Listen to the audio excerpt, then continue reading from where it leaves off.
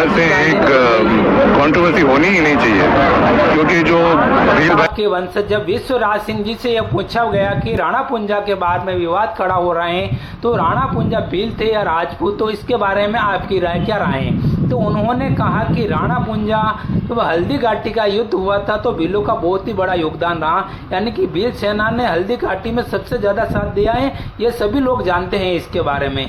लेकिन पानरवा के अंदर एक पुंजा नाम से एक सोलंकी परिवार के भी सदस्य हुए, इसीलिए मेरा मानना है कि इस पर टिप्पणी करना ही नहीं चाहिए, ताकि राजपूत और भील हमेशा ही भाई भाई रहे हैं शुरुआत से ही, और प्राचीन समय से इन भीलों और राजपूतों में एकता रही है। इस पर अगर टिप्पणी करेंगे तो इस पर विवाद खड़ा होगा, राजपूतों और भीलों के अंदर जो भाईचारा है वो खत्म होगा। इसी कारण इस पर मुद्दा उठना ही नहीं चाहिए, नहीं हो सके जब तक इस पर टिप्पणी न करें तो अच्छा है।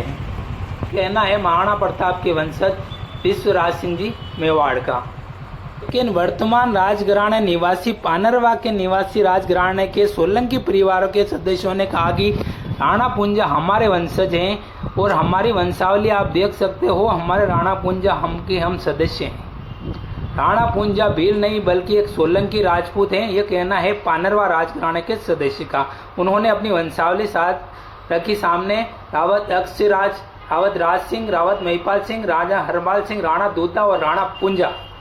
ये राणा पुंजा जो सोलंकी राजपूत बताया गया है, ये पानरवा के जो राजघराने के सदस्य हैं, उन्होंने कहा कि हमारे वंशज है। उनका कहना है कि भील जाति का सम्मान करते हैं, भील जाति की वजह से ही हम आज राणा पुंजा ने नाम कमाया है, इसीलिए भील जाति के बारे में हम कुछ भी नहीं बोलना चाहते हैं।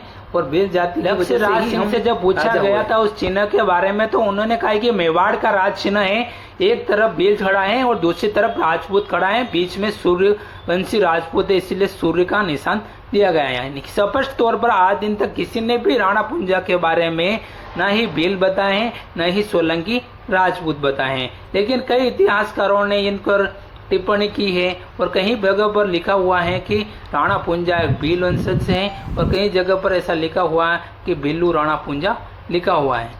कई जगह पर उनको सोलंकी बताया गया है। इस राणा पुंजा ने महाराणा प्रताप के साथ मिलकर हल्दी घाटी का एक विशाल युद्ध लड़ा था, जो भारत का सबसे बड़ा युद्ध था और विश्व का दूसरा सबसे बड़ा युद्ध माना जाता है हल्दी घाटी का युद्ध, जो मुगल शासक अकबर और महाराणा प्रताप के बीच में लड़ा गया था। जब महाराणा प्रताप का राज तिलक हुआ था, उस समय अधिकांश राजाओं ने अकबर से दीनताई स्वीकार कर ली थी। जब महाराणा प्रताप के पास इस तरह का प्रस्ताव आया तो महाराणा प्रताप ने उस प्रस्ताव को ठुकरा दिया। उन्होंने कहा कि मैं कभी भी किसी भी कीमत पर मुगल से दीनताई स्वीकार नहीं करूंगा, जिसके कारण हल्दी घाटी का युद्ध हुआ। तो उस समय महाराणा प्रताप ने भील जनजाति के साथ होकर, राणा पुंजा और भील जनजाति के साथ होकर उन्होंने हल्दी घाटी का एक विशाल युद्ध लड़ा। आज उन्हीं राणा पुंजा के बारे में एक विवाद चल रहा है कि राणा पुंजा भील थे या राजपूत थे। कई इतिहासकारों का कहना है कि राणा पुंजा भील थे और कई इतिहासकारों का कहना है कि राणा पुंजा भील नहीं बल्कि एक सोलंकी राजपूत थे। जब हल्दी घाटी का युद्ध हुआ था तो उनका कहना है कि उनको भीलू राणा के नाम से जानता जाता है।